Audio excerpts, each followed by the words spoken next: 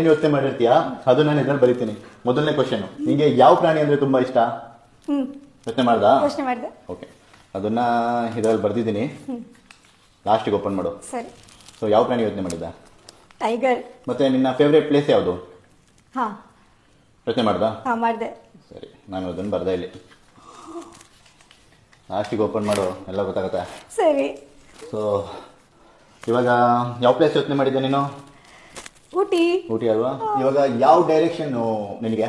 ಮೇಲ್ಗಡೆ, ಅಪ್ಪ, ಡೌನಾ, ಇಲ್ಲ ರೈಟಾ, ಲೆಫ್ಟಾ? ಹಾ ಯಾವ ಡೈರೆಕ್ಷನ್ ಇಷ್ಟ? ಯೋಚನೆ ಮಾಡಿದೆ. ಯೋಚನೆ ಮಾಡ್ದಾ? ಓಕೆ, ಇವಾಗ ನೀನು ಹೇಳಿದ 3 ಕ್ವಶನ್ಗೂ ನಾನು ಆನ್ಸರ್ ಬರ್ದಾಗಿದೆ. ಇವಾಗ ಓಪನ್ ಮಾಡಿ ನೋಡೋಣ. ಕೊಡು ಮತ್ತೆ. ನೀನು ಹೇಳಿದ್ದೆಲ್ಲ ಇಲ್ಲೇ ಬರ್ದಿರುತ್ತೆ. ಊಟಿ ಬಂದಿದ್ಯಾ?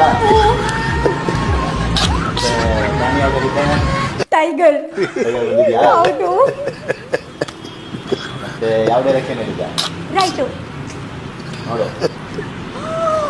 ವಾವ್ರಿ, ಹೆಂಗ್ರಿ ಇದೆಲ್ಲ ನಂಗೆ ಹೇಳ್ಕೊಡ್ರಿ.